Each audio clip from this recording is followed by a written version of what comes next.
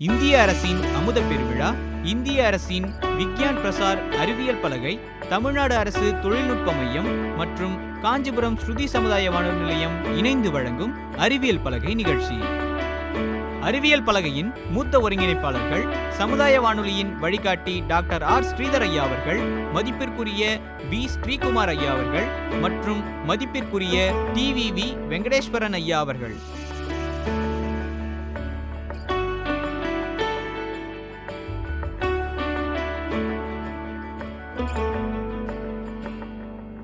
விண்ணிலே பல கோள்கள், மண்ணிலே பல வளங்கள், அறிந்திட அறிவியல் உண்டு, அதை அறிந்திட பயணிப்போம். அறிந்திட தடையொன்றும் இல்லையே, படியாக்கலாம் தடைகளின் கல்லையே.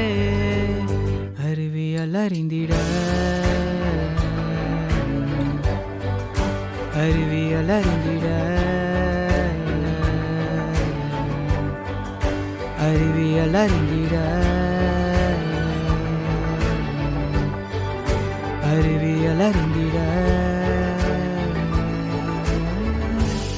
ஸ்ருதி சமுதாய வானொலியின் அறிவியல் பலகை நிகழ்ச்சி தயாரிப்பு குழு, நிகழ்ச்சி ஒருங்கிணைப்பு நம் ஸ்ருதி சமுதாய வானொலியின் இயக்குனர் மற்றும் ஸ்ரீ சங்கரா கலை மற்றும் அறிவியல் கல்லூரியின் முதல்வர் முனைவர் கலைராம வெங்கடேசன் ஐயா அவர்கள். தயாரிப்பு மேற்பார்வை doctor R K. Balachander. Editing R J. Gopal. பல கோடி உயிர்கள் பூமியில் உண்டு, நுண்ணுயிரி கூட உயிர் வாழ்ந்திடும்.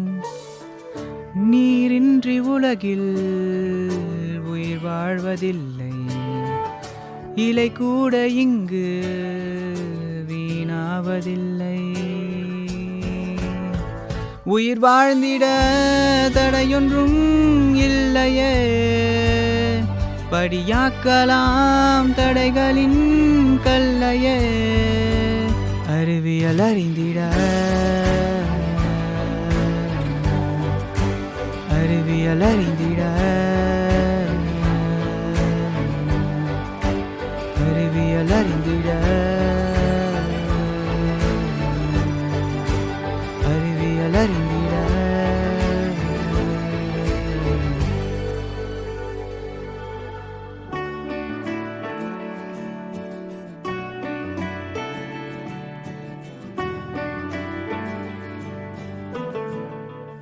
பூமியில் உள்ள தனிமங்கள் சேர்ந்து சேர்மங்களாக உருவானதே. சேர்மங்கள் எல்லாம் நாம் தெரிந்து கொண்டால் சிந்தனைகள் கூட சயின்ஸ் ஆகுமே. அறிவியல் அறிந்திட இணைந்திடு, அறிவியல் பலகையில் இணைந்திடு. அறிவியல் அறிந்திட, அறிவியல் அறிந்திட. ஸ்ருதியுடன் இணைந்திடு, ஸ்ருதியுடன் இணைந்திடு.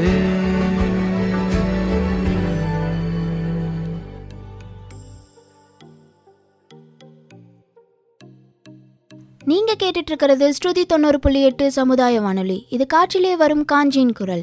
இன்னைக்கு நம்ம அறிவியல் பலகை நிகழ்ச்சியில கேட்க போறது அத்தியாயம் 14. நான் உங்க ஆர்ஜே ஐஸ்வர்யா.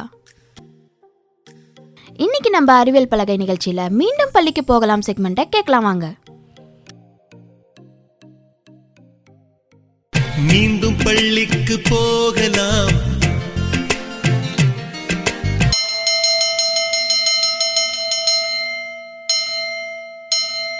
ஸ்டூடெண்ட்ஸ் எல்லாம் சைலண்டாக இருங்க.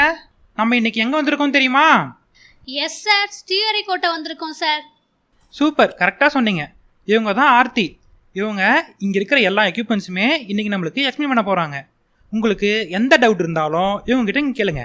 ஹலோ ஸ்டூடெண்ட்ஸ், நான் தான் ஆர்த்தி. உங்களுக்கு எந்த டவுட்னாலும் தாராளமாக என்கிட்ட கேட்கலாம். ஸ்டூடெண்ட்ஸ், இதுதான் ஸ்பேஸ் சூட். இது போட்டுட்டு தான் ஸ்பேஸில் ஆஸ்ட்ரோநாட்ஸ் அதாவது விண்வெளி வீரர்கள்லாம் போவாங்க. எஸ் மேம், இது ஸ்பேஸ் ஷூட் தானே, நாங்கள் பார்த்துருக்கோம். ஆனால் நாங்கள் பார்த்த ஸ்பேஸ் ஷூட்லாம் ஒயிட் கலராக தான் இருந்தது. இது என்ன ஆரஞ்சு கலர்லலாம் இருக்கு? ஆமாம் ஸ்டூடெண்ட்ஸ், ஸ்பேஸ் சூட்டுங்கிறது ஆரஞ்சு கலர்ல கூட இருக்கும். இந்த ஆரஞ்சு கலர்ல இருக்கிற இந்த சூட்டுக்கு அட்வான்ஸ்டு க்ரூ ஸ்பேஸ் சூட்டுன்னு பேரு. இத விண்வெளி வீரர்கள் பூமியில இருந்து கிளம்பும் போதும் பூமிக்கு திரும்ப வரும்போது மட்டும்தான் போடுவாங்க. ஏன் மேம் அப்ப மட்டும் போடுறாங்க? ஏன்னா விண்வெளி வீரர்கள் விண்கலத்துல போயிட்டு இருக்கும்போது நடுவானத்துல எதுனா அவங்களுக்கு ப்ராப்ளம் வந்துருச்சு அப்படின்னா விண்வெளி வீரர்கள் அதாவது ஆஸ்ட்ரோனட்ஸ் அங்க இருந்து குதிச்சிடுவாங்க. அப்படி அவங்க குதிக்கும் போது நீலவானத்துல இருந்து இந்த ஆரஞ்சு கலர் தெளிவா தெரியும். அதே மாதிரி அவங்க கீழே விழும்போது அந்த இடம் நீர்நிலைகளா இருந்துச்சு அப்படின்னா அவங்கள இந்த ஆரஞ்சு சூட் டிஃபர் பண்ணி காட்டும். ஸோ ரெஸ்கியூ டீமால விண்வெளி வீரர்களை ஈஸியா கண்டுபிடிக்க முடியும். இதே ரீசனுக்காக தான் ஏரோப்ளேன்ஸ்ல இருக்கிற பிளாக் பாக்ஸ் கூட ஆரஞ்சு கலர்ல இருக்கும். இதே ரீசனுக்காக தான் ஏரோப்ளேன்ல இருக்கிற பிளாக் பாக்ஸ் கூட ஆரஞ்சு கலர்ல இருக்கும். மேம், ஏரோப்ளேனில் பிளாக் பாக்ஸ் இருக்குன்னு சொல்லியிருந்தீங்களே, அப்படின்னா என்ன மேம்? அது எதுக்கு இருக்கு? இந்த பிளாக் பாக்ஸ் எதுக்குன்னா விமானத்துல எதுனா விபத்து ஏற்பட்டுச்சு அப்படின்னா ஃபர்ஸ்ட் இந்த பிளாக் பாக்ஸ் தான் எங்க இருக்குன்னு பார்ப்பாங்க. ஆக்சுவலி இந்த பிளாக் பாக்ஸில் 2 பகுதி இருக்கும். ஒன்று ஃப்ளைட்டோட டேட்டாவை ரெக்கார்ட் பண்ணுறது, ஃப்ளைட் டேட்டா ரெக்கார்டர்னு சொல்லி ஒன்று இருக்கும். இன்னொன்று காக்பிட் வாய்ஸ் ரெக்கார்டர்னு ஒன்று இருக்கும். இந்த ஃப்ளைட் டேட்டா ரெக்கார்டரில் தான் விமானத்தோட வேகம், அது எந்த உயரம் வரைக்கும் பறந்துருந்தது, அது பறந்துட்டு இருக்கும்போது அதோட காலநிலை என்னவா இருந்தது, எந்த திசையில் லாஸ்ட்டாக அது பறந்துட்டு இருந்தது, இது மாதிரியான தொழில்நுட்ப ரெக்கார்ட்ஸ் எல்லாமே இதில் தான் இருக்கும். இது கடைசி 25 மணி நேரத்தில் என்ன நடந்தது அப்படின்றத ஸ்டோர் பண்ணி வச்சுருக்கோம். இந்த காக்பிட் வாய்ஸ் ரெக்கார்டர்னு சொன்னேன்ல, அது என்னன்னா விமானிகளோட கான்வர்சேஷனை ஸ்டோர் பண்ணி வச்சுக்கோம். இது கடைசி 2 மணி நேரத்தில் விமானிகளுக்கும் தரைத்தள கட்டுப்பாட்டுக்கும் நடந்த கான்வர்சேஷனை அதில் ரெக்கார்ட் பண்ணி வச்சுருக்கோம். ஸோ ஏதாவது ஃப்ளைட் ஆக்சிடென்ட் நடந்தால் இந்த பிளாக் பாக்ஸில் இருக்கிற ரெக்கார்டர்ஸ் மூலமாக என்ன நடந்துச்சுன்னு சொல்லி ரெக்கவரி பண்ணுவாங்க. பிளாக் பாக்ஸ் ஆரஞ்சு கலர்ல இருக்கும், அது என்னெல்லாம் பண்ணணும்னு சொல்லிட்டீங்க. ஆரஞ்சு சூட்டுக்குள்ள என்னெல்லாம் இருக்கும்? இந்த ஆரஞ்சு சூட்ல பார்த்தோம்னா ஒரு பாராஷூட் இணைக்கப்பட்டு இருக்கும். எதுனா அவசர தேவை அப்படின்னா அதுக்காக ஒரு கத்தி இருக்கும். கடல்ல விழும்போது முழுகாம இருக்க ஒரு லைஃப் சூட் மாதிரியான அமைப்பு இருக்கும். இவங்க கம்யூனிகேட் பண்ணிக்க ஒரு ஹெட்செட் இருக்கும். அப்புறம் பார்த்தோம்னா ஒரு எமர்ஜென்சி லைட்டும் கூட இருக்கும். ஓ ஓகே மேம். அப்போ இந்த ஒயிட் சூட் எதுக்கு மேம் இருக்கு? இந்த ஒயிட் சூட்டை எக்ஸ்ட்ரா வெஹிகுலர் ஆக்டிவிட்டி சூட்டுன்னு சொல்லுவாங்க. இந்த ஒயிட் சூட்டை விண்வெளி வீரர்கள் விண்கலத்தை விட்டு வெளியே வரும்போதோ இல்லைனா விண்வெளி ஆராய்ச்சி நிலத்தை விட்டு வெளில வரும்போதோ தான் போட்டுப்பாங்க. ஏன்னா பூமியில இருக்கிற மாதிரி சூரியன்லேருந்து வரக்கூடிய அதிகப்படியான வெப்பத்தையும் அதோட கதிர்களையும் தடுக்கக்கூடிய வளிமண்டல அமைப்பு அங்கே இல்லை. அதனால தான் அவங்க வெள்ளை நிற சூட்டை யூஸ் பண்ணுறாங்க. பொதுவாகவே வெள்ளை நிறன்றது வெப்பத்தை எதிரொலிக்கக்கூடிய தன்மை கொண்டது. இதனால வெள்ளை நிற சூட்ஸை ஆஸ்ட்ரோனட்ஸ் போட்டு இருக்கும்போது வெப்பத்திலிருந்து பாதுகாப்பா வெப்பம் ஆகாம கூலிங்கா இருப்பாங்க. அதே மாதிரி இந்த சூட்டை தயாரிக்கக்கூடிய மெட்டீரியல்ஸ் எல்லாமே வெப்பத்தை எதிரொலிக்க கூடியதா தான் இருக்கும். இதனால தான் ஆல்மோஸ்ட் எல்லா ஏரோப்ளேன்ஸுமே ஒயிட் கலர்ல இருக்கு. விண்வெளியில ஒரு ஆஸ்ட்ரோனட் இன்னொரு ஆஸ்ட்ரோனட்டை பார்க்கணும்னா கூட இந்த ஒயிட் கலர் ட்ரெஸ்ஸை வச்சு தான் ஐடென்டிஃபை பண்ணி பார்க்க முடியும். வானம் தான் ப்ளூ கலர்ல இருக்கே, அதுல இந்த ஒயிட் கலர் எப்படி கிளியரா தெரியும்? நாம இங்க பூமியில இருந்து வானத்தை பார்க்கும்போது தான் வானம் நீல நிறமா இருக்கும். ஆனா நம்ம பூமியோட வளிமண்டலம் இருக்குல்ல, அதை தாண்டி போய் நம்ம பார்க்கும்போது விண்வெளி பார்த்தா ஃபுல் அண்ட் ஃபுல் கருப்பு கலர்ல தான் இருக்கும். இப்படி கருப்பு கலர்ல இருக்கும்போது ஒரு ஆஸ்ட்ரோனட் இன்னொரு ஆஸ்ட்ரோனட்டை ஈஸியா இந்த ஒயிட் சூட் மூலியமா பார்க்க முடியும். ஓ, அப்போ விண்வெளி பிளாக் கலரில் தான் இருக்குமா மேம்? நாங்கள் என்னமோ ப்ளூ கலரில் இருக்குன்னு நினச்சிட்டு இருந்தோம். மேம், இந்த ஆரஞ்சு சூட்டில் என்னென்ன இருக்குன்னு சொல்லியிருந்தீங்களோ அதே தான் இந்த ஒயிட் சூட்லேயும் இருக்குமா மேம்? இல்லை, ஒயிட் சூட்டில் இதை விட அதிகமாக பாதுகாப்பெல்லாம் இருக்கும். இதில் தலையை பாதுகாக்கிறதுக்காகவே ஒரு ஹெல்மெட் மாதிரி வடிவமைச்சிருக்காங்க. அதுக்கு பேர் ஹெல்மெட் அண்ட் எக்ஸ்ட்ரா வெஹிகுலர் விசர் அசம்பிளின்னு சொல்லுவாங்க. இந்த ஹெல்மெட்டை பார்த்தோன்னா முன்பக்கம் ஒரு கண்ணாடி மாதிரி இருக்கும். இது நார்மலாக நம்ம யூஸ் பண்ணுற ஹெல்மெட்டில் இருக்கிற கண்ணாடி மாதிரியே இருக்கும். ஆனால் சூட் ஹெல்மெட்டில் முன்புற கண்ணாடியோட வெளிப்புற பகுதி ஹை டெம்பரேச்சர் பாலிசல்ஃபோன் அப்படின்ற பிளாஸ்டிக்கால வடிவமைக்கப்பட்டு இருக்கும். இது சூரியன்லேருந்து வர அதிகப்படியான கதிர்கள் விண்வெளி வீரர்களோட கண்களை பாதிச்சிட கூடாதுன்றதுக்காகவே இது இப்படி வடிவமைக்கப்பட்டு இருக்கும். அதே மாதிரி இந்த கண்ணாடியோட உள்புற பகுதியை பார்த்தோம்னா அல்ட்ரா வயலட் ஸ்டெபிளைஸ்டு பாலிகார்போனேட்டால உருவாக்கியிருக்காங்க. இதனால சூரியன்லேருந்து வர புற ஊதா கதிர்கள்ல இருந்தும் ஆஸ்ட்ரோனட்ஸோட கண்கள் பாதுகாக்கப்படுது. அடுத்தது நம்ம செஸ்ட்ல இருந்து ஸ்டொமக் வரைக்கும் இருக்கிற பகுதி, அந்த பார்ட்டுக்கு ஹார்ட் அப்பர் டரோசோன்னு பேரு. இந்த அமைப்போட பின்புற பகுதியில் பார்த்தோன்னா ஒரு பேக் மாதிரி இருக்கும். இதை பிரைமரி லைஃப் சப்போர்ட்னு சொல்கிறோம். மேம் இது எனக்கு தெரியும். இதில் தானே ஆக்சிஜன் இருக்கும். கரெக்டாக சொன்னீங்க. ஆனால் இதில் அவங்க சுவாசிக்க தேவையான ஆக்சிஜன் மட்டும் இல்லை, அவங்க வெளிவிடுற கார்பன் டை ஆக்சைடுக்கான சிஸ்டமும் அதோட ஒரு பெரிய பேட்டரியும் இருக்கும். இந்த பேட்டரி எதுக்குன்னா ஒட்டுமொத்த சூட்டுக்கும் தேவையான பவர் சப்ளையை கொடுக்குது. அது மட்டும் இல்லை, விண்வெளி வீரர்கள் விண்வெளியில் குடிக்கிறதுக்காக வாட்டர் பேக்கும் இதில் தான் இருக்கும். ஒரு விண்வெளி வீரர் இன்னொரு விண்வெளி வீரர்கிட்ட கம்யூனிகேட் பண்ண கம்யூனிகேட்டிங் சிஸ்டமும் இருக்கும். நெக்ஸ்ட்டு, இந்த கால்களை பாதுகாக்கிற பகுதிக்கு லோவர் டொராசோன்னு பேர், கைகளை பாதுகாக்கிற பகுதிக்கு ஆம் அசம்பிளின்னு பேர். இந்த ஒயிட் சூட்டோட உள்பகுதியை பார்த்தோம்னா நிறைய டியூபால ஆன அமைப்பு இருக்கும். இந்த அமைப்புக்கு லிக்விட் கூலிங் அண்டு வென்டிலேஷன் ஜெர்மெண்ட்னு பேர். இந்த டியூப் ஃபுல்லாகவே ஒரு கூலிங்கான லிக்விட் சர்க்குலேஷன் ஆகிட்டே இருக்கும். இந்த லிக்விட் இந்த சூட்டை போட்டுட்டு இருக்கிற ஆஸ்ட்ரோனட்ஸை எப்பவும் கூலிங்காக வச்சுக்க ஹெல்ப் பண்ணுது. இந்த லிக்விடை கூலிங்காக சர்க்குலேஷன் பண்ண ஒரு கூலிங் சிஸ்டமும் இருக்கும். பொதுவாக ஆரஞ்சு கலர் சூட்டை விட ஒயிட் கலர் சூட் ரொம்ப பெருசாக தெரியும். அதுக்கு ரீசன் ஒயிட் கலர் சூட்டில் இருக்கிற இவ்வளோ சிஸ்டமேட்டிக்கால தான். அது மட்டும் இல்லை, இந்த சூட்டோட வெயிட்டை பார்த்தோம்னா கிட்டத்தட்ட 81 கிலோகிராம் வரைக்கும் இருக்கும். என்னது, ஒரு சூட்டு 81 கிலோ இருக்குமா? அவ்வளோ வெயிட்டான சூட்டை போட்டு எந்திரிச்சு நிற்கவே ரொம்ப கஷ்டமாக இருக்கும்ல மேம்? விண்வெளியில் பார்த்தோன்னா ஈர்ப்பு விசைன்றதே கிடையாது. ஈர்ப்பு விசை இல்லைன்றதால அவங்களுக்கு இதெல்லாம் இவ்வளோ வெயிட்டாகவே தெரியாது. மேம், ஸ்பேஸ் சூட் இல்லாமல் விண்வெளிக்கு போனால் என்ன ஆகும்? ஸ்பேஸ் சூட் இல்லாமல் விண்வெளியில் இருந்தால் ஆக்சிஜன் பற்றாக்குறை, அப்புறம் கூடுதலான எபிலிசம், இந்த மாதிரியான காரணத்தினால இறந்து போகிறதுக்கு வாய்ப்பு இருக்குது. மேம், எபிலிசம் சொன்னீங்களே, அப்படின்னா என்ன மேம்? எபிலிசம் அப்படின்னா நம்ம உடம்புல திரவங்கள்ல உருவாகக்கூடிய ஒரு குமிழ்னு சொல்லலாம். இது சுற்றுச்சூழல் அழுத்தம் அதிகம் இல்லைன்னா ஏற்படும். இப்போ விண்வெளியிலலாம் எந்த அழுத்தமும் இல்லாம இருக்கும்.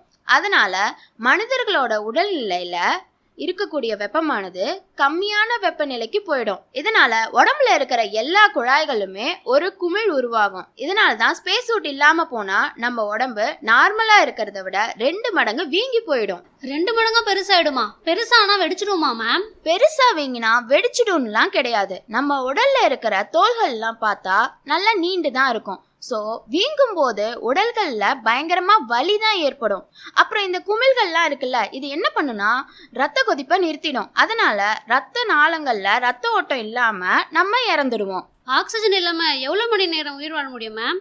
மணி நேர அளவுக்குலாம் உயிர் வாழவே முடியாது. வினாடிகள் அளவுக்கு மட்டும்தான் உயிரே வாழ முடியும். அதுவும் வெறும் 15 வினாடி தான் நாம சுயநினைவோட இருப்போமே. அடுத்த வினாடி நம்ம சுயநினைவுகள் எல்லாத்தையுமே இழந்துடுவோம். சுயநினைவுகளை இழக்க ஆரம்பிச்சாலே நம்ம இறக்கிறதுக்கு இன்னும் சில வினாடிகள் தான் இருக்குன்னே அர்த்தம். ஓகே ஸ்டூடெண்ட்ஸ், இப்போ ஸ்பேஸ் சூட் பற்றி எல்லாரும் தெரிஞ்சிட்டு இருப்பீங்க. உங்களுக்கு வேற ஏதாவது டவுட் இருந்தால் கேட்கலாம். மேம், இவங்க ஸ்பேஸுக்கு போய் எங்கே தங்குவாங்க? என்னெல்லாம் சாப்பிடுவாங்க? ஸ்பேஸ்க்கு போயிட்டு அவங்க ஸ்பேஸ் ஷிப்பில் தான் தங்குவாங்க. அதை பற்றி நான் உங்களுக்கு சொல்கிறேன் வாங்க.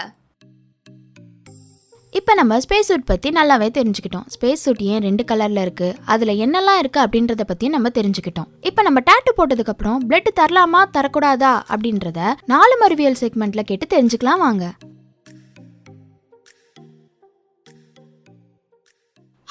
ஹலோ ப்ரோ, கார்த்திக் தானே ப்ரோ நீங்கள்? Hello bro. ஆமாம், நான் கார்த்திக் தான் பேசுகிறேன், சொல்லுங்கள். என்னோட பேர் ஆர்த்தி ப்ரோ. நான் இங்கே காஞ்சிபுரம் ஜிஹெச் கிட்டேருந்து பேசுகிறேன். என் ஃப்ரெண்ட் ஒருத்தவங்களுக்கு ஆக்சிடென்ட் ஆயிடுச்சு ப்ரோ. அவங்களுக்கு ரொம்ப ரேரான பிளட் குரூப்பு ஏபி நெகட்டிவ். ரொம்ப நேரமாக நாங்கள் பிளட் பேங்க்லலாம் தேடிட்டு இருக்கோம், எங்கேயுமே கிடைக்கல ப்ரோ. இப்போ தான் உங்களோட நம்பர் எனக்கு கிடைச்சது. கொஞ்சம் ஹெல்ப் பண்ண முடியுமா ப்ரோ? ஜிஹெச் வரைக்கும் வர முடியுமா உங்களால்? சரி, நான் காஞ்சிபுரம் பக்கத்தில் தான் இருக்கேன், உடனே வந்துடுறேன். ரொம்ப தேங்க்ஸ் ப்ரோ. நான் ஹாஸ்பிட்டலுக்கு வெளில தான் இருக்கேன், நீங்கள் வந்த உடனே எனக்கு கால் பண்ணுங்கள்.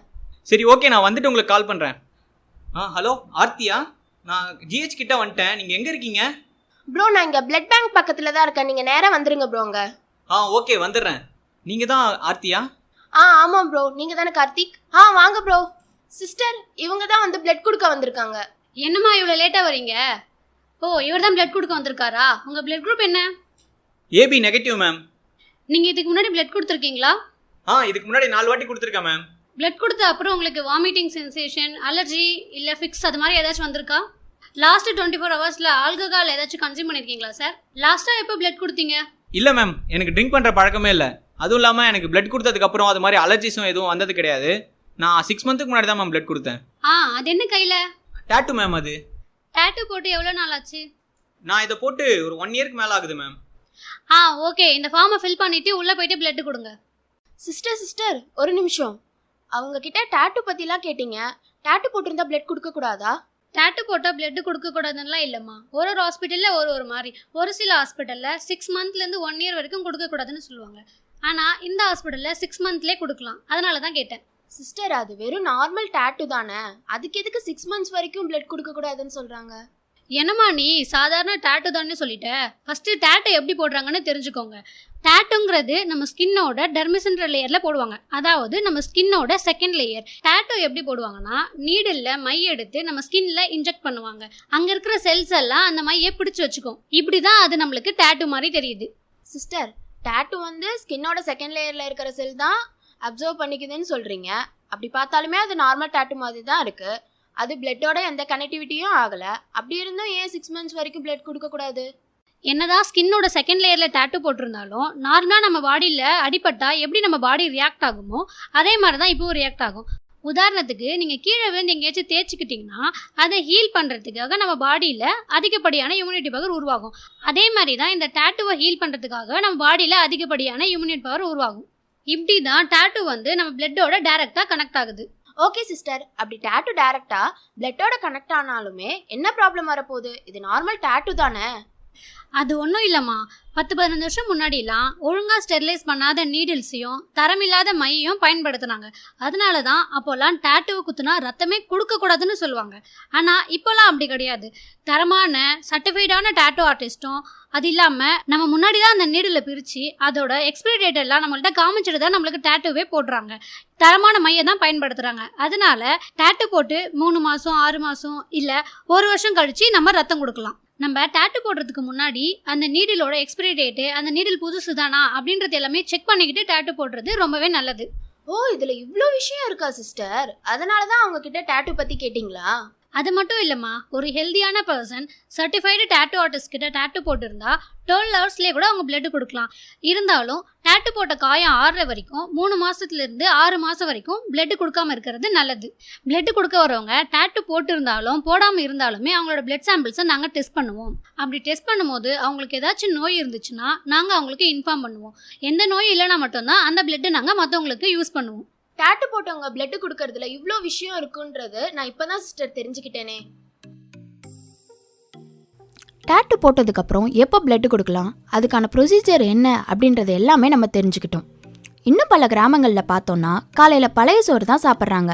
அப்படி என்ன தான் பழைய சோறில் இருக்குது, அதை சாப்பிட்றதால என்னென்ன கிடைக்குது அப்படின்றது எல்லாத்தையுமே இன்றைக்கி நம்ம சட்டைப்பயல் சயின்ஸ் செக்மெண்ட்டில் கேட்டு தெரிஞ்சுக்கலாம். அண்ணே, 1 கிலோ தக்காளி 1 கிலோ வெங்காயம் கொடுங்கண்ணே. அடடே தம்பி, வாங்க வாங்க வாங்க தம்பி, சாப்பிடுங்க. அண்ணே, சாப்பிட்டுருக்கீங்களா? சரிண்ணே, நீங்கள் பொறுமையாக சாப்பிட்டே வாங்கண்ணே. தம்பி நீங்களும் வாங்க, கொஞ்சம் சாப்பிடுவோம். அண்ணே இருக்கட்டும்ண்ணே. என்னண்ணே சாப்பிட்றத பார்த்தா பெரிய விருந்தாவல்ல இருக்கு. தம்பி விருந்தெல்லாம் இல்லை, நான் சாப்பிட்டுன்னு இருக்கிறது பழைய சோறு தம்பி. என்னண்ணே பழைய சோறு சாப்பிட்டுன்னு இருக்கீங்க? என்ன தம்பி பழைய சோறான்னு இப்படி கேட்குற? பழைய சோறுன்னு நல்லா சொல்லு தம்பி. அண்ணே நீங்கள் வேற, இதில் வேற நீங்கள் என்ன சாப்பிட வேற கூப்பிட்றீங்க. எதனா பிரியாணி ஆனால் சாப்பிட்டுருந்தீங்கன்னா உங்கள் கூட சேர்ந்து சாப்பிட்ருக்கலாம். நீங்கள் சாப்பிட்ற பழைய சோறுக்கு என்ன வேற கூட கூப்பிட்றீங்கல்ல நீங்கள். என்ன தம்பி அப்படி சொல்லிட்ட? இதுவும் பிரியாணி தான் தம்பி, இது ஐஸ் பிரியாணி. அண்ணே காமெடி பண்ணாதீங்கண்ணே. ஐஸ் பிரியாணின்னு எனக்கும் தெரியும், ஆனால் பிரியாணி மாதிரி வருமா? என்ன தம்பி அப்படி சொல்லிப்புட்ட? பிரியாணியை விட இதில் எவ்வளோ நல்ல விஷயம் இருக்குது தெரியுமா உனக்கு? அப்படி என்ன நல்ல விஷயம் இருக்க போது? வெறும் பழைய சோறு தானே அது. திரும்பவும் பாருங்க, வெறும் பழைய சோறுன்னு சொல்கிறியா தம்பி? பழைய சோறில் என்னென்னலாம் இருக்குது தெரியுமா? பழைய சோறை பற்றி தமிழ்நாடு அரசு ஆராய்ச்சி பண்ணுதுன்னா பார்த்துக்கியேன் தம்பி. என்னண்ணா சொல்கிறீங்க? பழைய சோத்தில் ஆராய்ச்சி பண்ணுறாங்களா?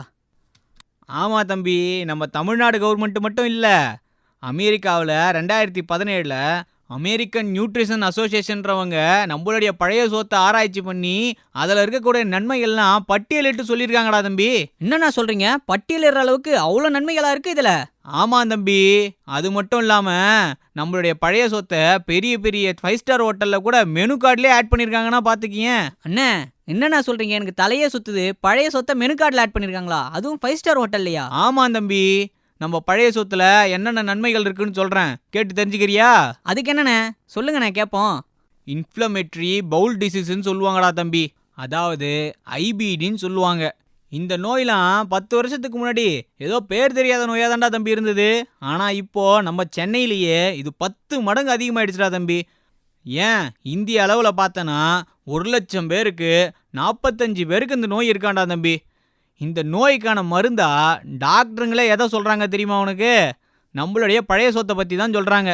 இந்த பழைய சோத்தில் இருக்கக்கூடிய நல்ல பாக்டீரியாலாம் நம்ம வயிற்றுக்கு போயிட்டு செரிமான மண்டலத்தையே சரி செய்யுதாண்டா தம்பி. இந்த நோய் இருக்கவங்களாம் பழைய சோத்தை சாப்பிட்டாலே பாதி சரியாயிடும்னு நான் சொல்லலடா தம்பி, டாக்டருங்களே சொல்கிறாங்க. என்னண்ணே நோய் தீக்கிற அளவுக்கா மருந்துலாம் இருக்குது இந்த பழைய சோத்துல? இப்போ நீ கேட்குற பத்தியா, இதில் நோய் தீக்கிற அளவுக்கு மருந்துலாமா இருக்குன்னு சொல்லிட்டு அதுக்கு தாண்டா தம்பி அந்த ஆராய்ச்சியே பண்ணுறாங்க.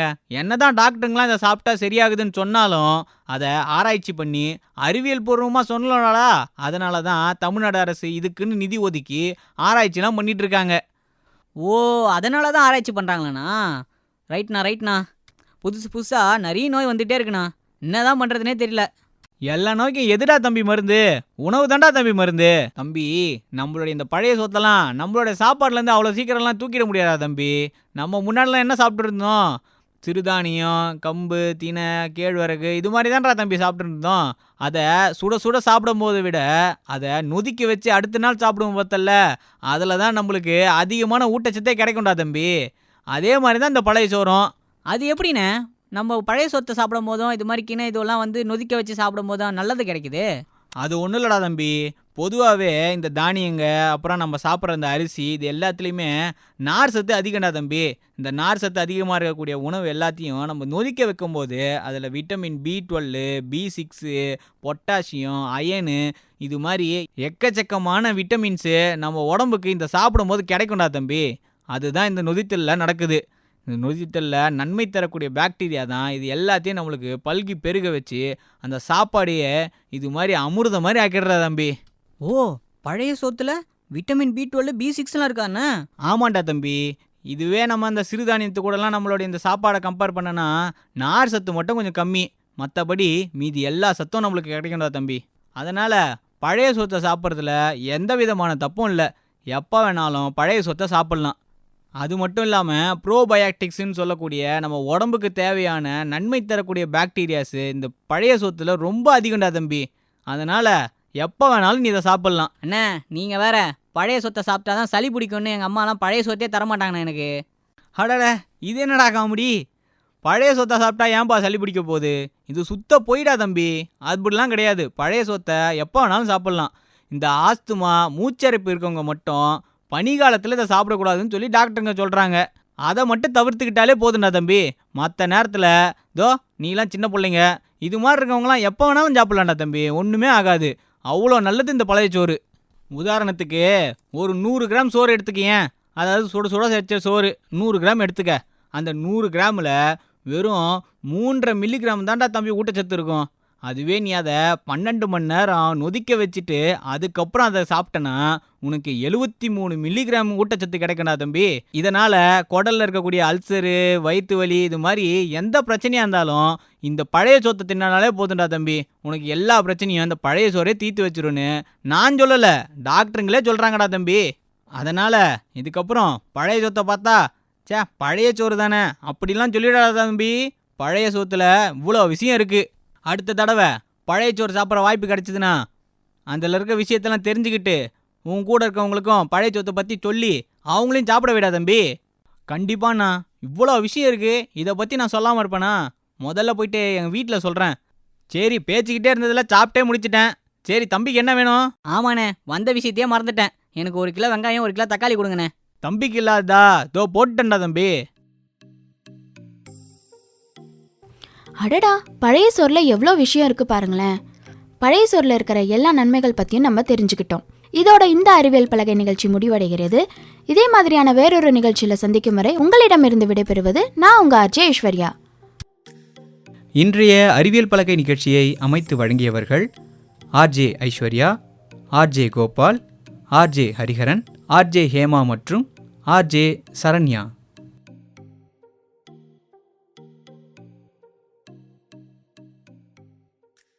நேயர்கள் இதுவரை கேட்டது இந்திய அரசின் அமுத பெருவிழா இந்திய அரசின் விக்யான் பிரசார் அறிவியல் பலகை, தமிழ்நாடு அரசு தொழில்நுட்ப மையம் மற்றும் காஞ்சிபுரம் ஸ்ருதி சமுதாய வானொலி நிலையம் இணைந்து வழங்கும் அறிவியல் பலகை நிகழ்ச்சி. அறிவியல் பலகையின் மூத்த ஒருங்கிணைப்பாளர்கள் சமுதாய வானொலியின் வழிகாட்டி டாக்டர் ஆர் ஸ்ரீதர் ஐயா அவர்கள், மதிப்பிற்குரிய பி ஸ்ரீகுமார் ஐயா அவர்கள் மற்றும் மதிப்பிற்குரிய டிவிவி வெங்கடேஸ்வரன் ஐயா அவர்கள்.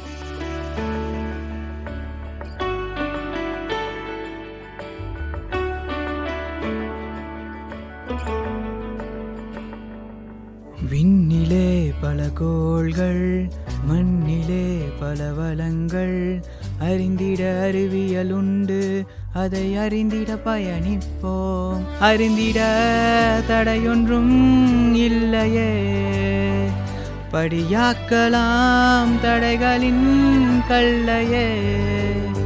அறிவியல் அறிந்திட, அறிவியல் அறிந்திட, அறிவியல் அறிந்திட, அறிவியல் அறிந்திட. ஸ்ருதி சமுதாய வானொலியின் அறிவியல் பலகை நிகழ்ச்சி தயாரிப்பு குழு, நிகழ்ச்சி ஒருங்கிணைப்பு நம் ஸ்ருதி சமுதாய வானொலியின் இயக்குனர் மற்றும் ஸ்ரீ சங்கரா கலை மற்றும் அறிவியல் கல்லூரியின் முதல்வர் முனைவர் கலைராம வெங்கடேசன் ஐயா அவர்கள். தயாரிப்பு மேற்பார்வை doctor R K. Balachander. Editing R J. Gopal. பல கோடி உயிர்கள் பூமியில் உண்டு, நுண்ணுயிரி கூட உயிர் வாழ்ந்திடும். நீரின்றி உலகில் உயிர் வாழ்வதில்லை, இலை கூட இங்கு வீணாவதில்லை. உயிர் வாழ்ந்திட தடையொன்றும் இல்லையே, படியாக்கலாம் தடைகளின் கல்லையே. அறிவியல் அறிந்திட, அறிவியல் அறிந்திட, அறிவியல் அறிந்திட, அறிவியல் அறிந்திட.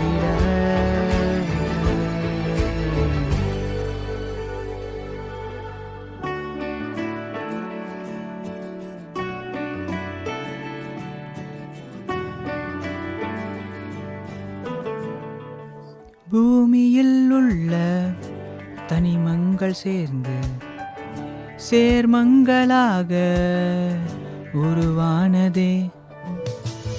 சேர்மங்கள் எல்லாம் நாம் தெரிந்து கொண்டால் சிந்தனைகள் கூட சயின்ஸ் ஆகுமே. அறிவியல் அறிந்திட இணைந்திடு, அறிவியல் பலகையில் இணைந்திடு.